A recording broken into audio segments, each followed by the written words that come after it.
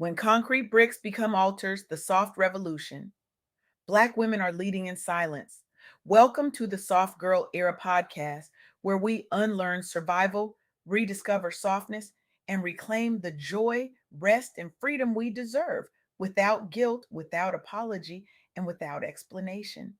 I'm your host, LeAnne Dolce, pronounced Dolce, like sweet softness whispered in French. And today I want to share something that fundamentally altered the way I understand resilience, caregiving, and what it actually means to be whole. I recently had the privilege of sitting down with Tammy Williams, a certified life coach, author, mother of four, and honey to 10 grandbabies. But let me be clear, those titles barely scratch the surface of who Tammy really is.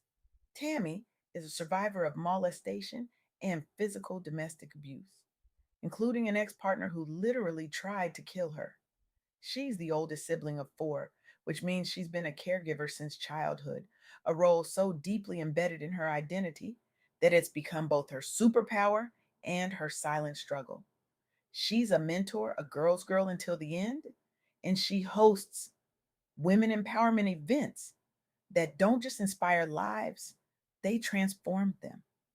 Tammy Williams is living, breathing proof that you can survive the tsunami life throws at you and still be here, thriving, soft, and bold all at once. Her impact on this world is immeasurable because she teaches women how to turn their deepest wounds into their most powerful wisdom, and she does it with a grace that feels like coming home. And that's what we're unpacking today. How do we make it through the storms that try to drown us? How do we stay standing when the waves keep coming? And most importantly, how do we turn that pain into purpose, that survival into softness, and that trauma into a testimony that saves someone else? Let me tell you something. Black women have been weathering tsunamis since the day we were born.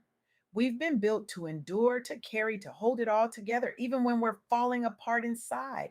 We've been taught that strength means silence, that resilience means never resting, that being a caregiver means putting ourselves last.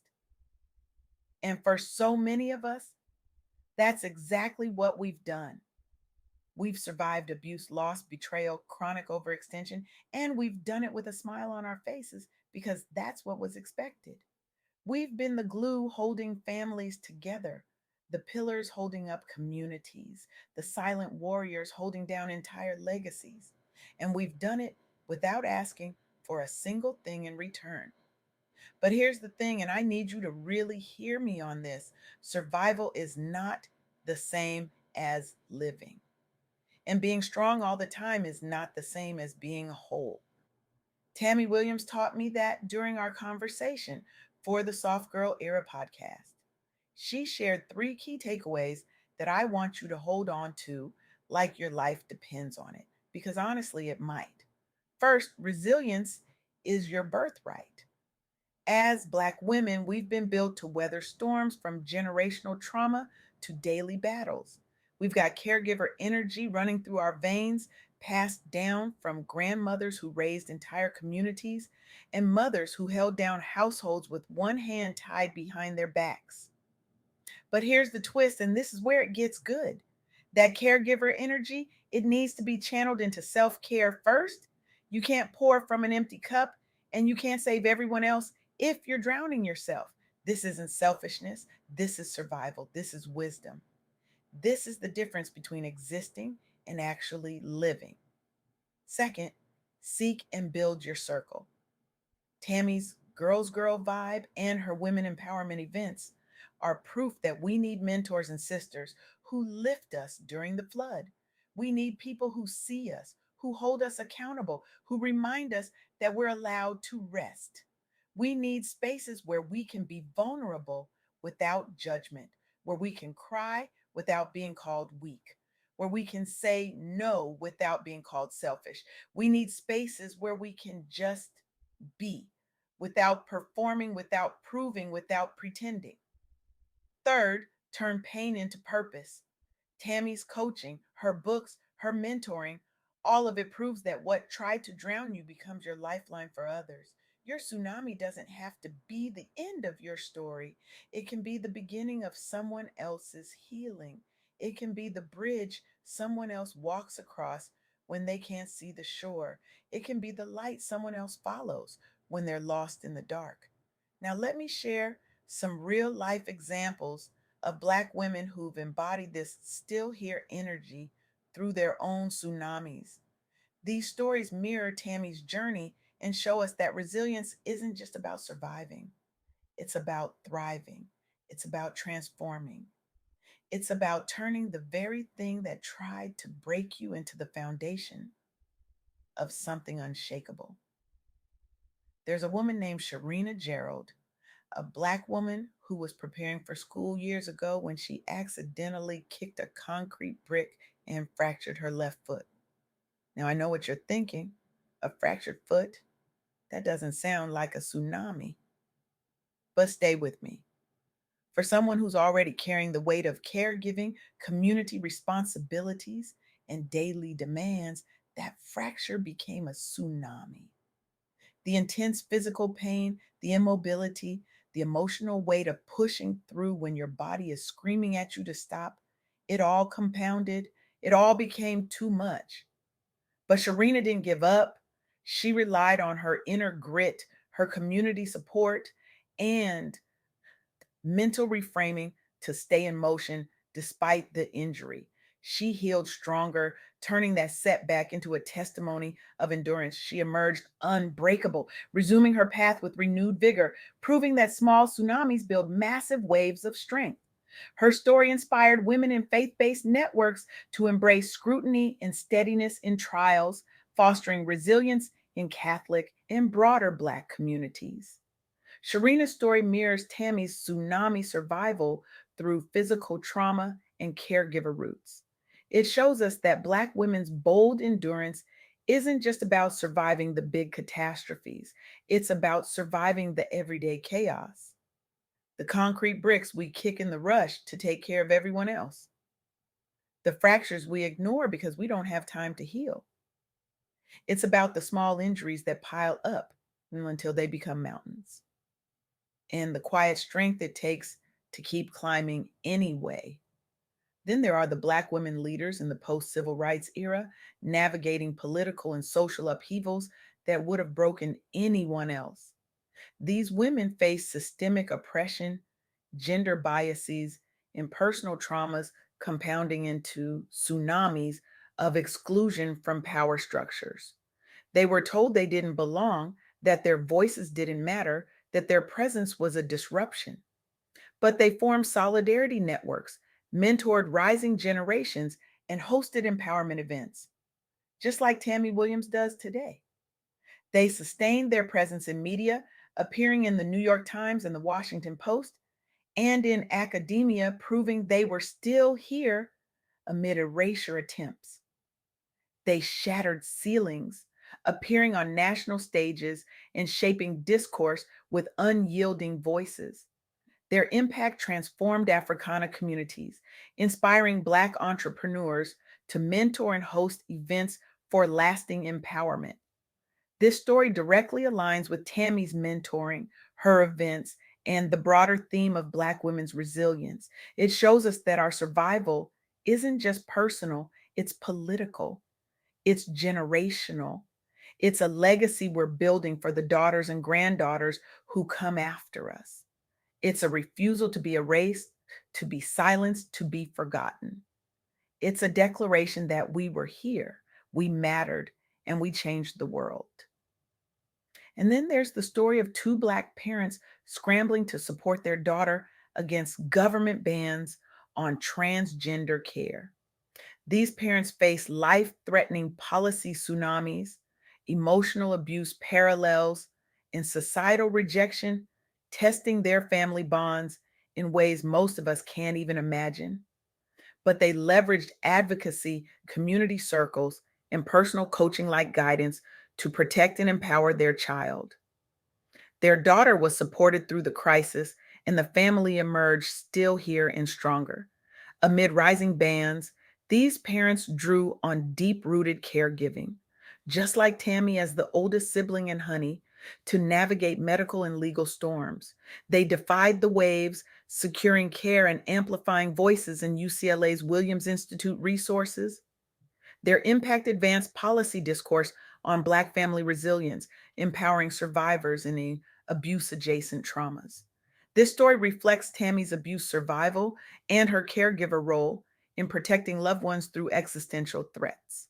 It shows us that caregiving isn't just about nurturing, it's about fighting. It's about standing in the gap when the world tries to wash your loved ones away. It's about saying, not on my watch, not to my child, not to my family, not ever. These stories fuel Tammy's coaching because they remind her and they remind us that we're not alone. Every Black woman who survived a tsunami, who's still here despite the odds, is part of a collective wave of resilience that's been building for generations. We are the daughters of women who survived the Middle Passage, who survived slavery, who survived Jim Crow, who survived redlining, who survived every single attempt to erase us from history. And we're still here. We're still standing. We're still thriving. We're still building. We're still creating. We're still loving. We're still soft. But here's the part that gets me. Here's the part that makes me want to cry and scream and laugh all at once. We've been so busy surviving that we forgot we're allowed to be soft. We've been so busy being strong that we forgot strength can look like rest. We've been so busy caregiving that we forgot we deserve care too. We've been so busy holding everyone else up that we forgot someone needs to hold us. We've been so busy proving we can handle it all that we forgot we don't have to. Tammy Williams is teaching us how to be soft in a world that taught us survival. She's showing us that dropping the superwoman cape isn't weakness, it's wisdom. She's proving that saying no without guilt, setting boundaries without apology, and resting without explanation are radical acts of self love. And she's doing it with a tenderness that feels revolutionary because in a world that has always demanded our strength, our softness is our rebellion. And that's what the soft girl era is all about. It's the sacred pause Black women have been waiting for.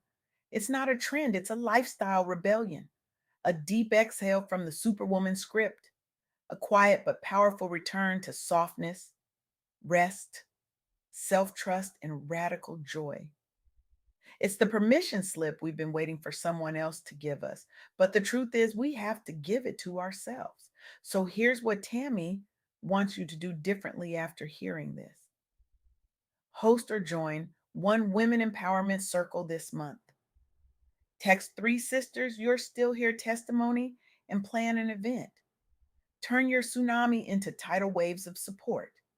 Because when we come together, when we share our stories, when we hold each other up, we become unstoppable. We become the very thing this world tried to destroy. We become soft and strong, gentle and fierce, tender and unbreakable.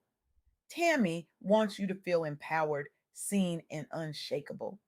She wants those soft tears of recognition to turn into bold roars of, I'm still here. And she wants you to know that your tsunami doesn't define you. Your survival does. Your softness does. Your decision to choose yourself does. Black women, we've been built for the storm, but we were also built for the calm after. We were built for the joy, the rest, the peace, the softness. We were built to thrive, not just survive. We were built to bloom, not just endure. We were built to dance in the rain, not just stand in it. So let me ask you, what's your first tsunami victory? What's the wave you survived that you're finally ready to talk about? What's the pain you're ready to turn into purpose? What's the concrete brick you kicked that became your altar? What's the fracture that taught you how to heal? What's the storm that showed you how strong you really are? Because you're still here. And that's not just survival, that's power, that's legacy. That's the beginning of your soft girl era. That's the moment you stop apologizing for taking up space and start celebrating the fact that you're here at all. That's the moment you stop shrinking to make others comfortable and start expanding into the fullness of who you were always meant to be. This is your invitation. not to be stronger, said, not to do more, not to carry heavier loads. This is your invitation to rest, to breathe, to soften, to release, to let go, to trust, to believe that you are worthy of the same care you've been giving everyone else, to believe that your softness is not a weakness but a weapon against a world that profits from your exhaustion, to believe that your rest is resistance, to believe that your joy is justice, to believe that your peace is power. So I'm asking you right now in this moment to make a choice. Choose softness, choose rest, choose yourself. Choose to be still here, not just surviving, but thriving. Choose to turn your tsunami into a tidal wave that lifts every woman who comes after you. Choose to build your circle. Choose to share your story. Choose to host that event. Choose to text those three sisters. Choose to stop waiting for permission and start giving it to yourself. Because the world doesn't need another strong Black woman who's breaking under the weight of expectations. The world needs you whole, rested, soft, and free. The world needs your laughter, your joy, your peace, your boundaries, your no, your rest, your softness. The world needs the version of you that's been waiting to emerge from beneath all those layers of survival. This is your soft girl era. This is your revolution. This is your legacy. And it starts right now with one breath, one boundary, one moment of choosing yourself. So take that breath, set that boundary, choose yourself, and watch how everything changes.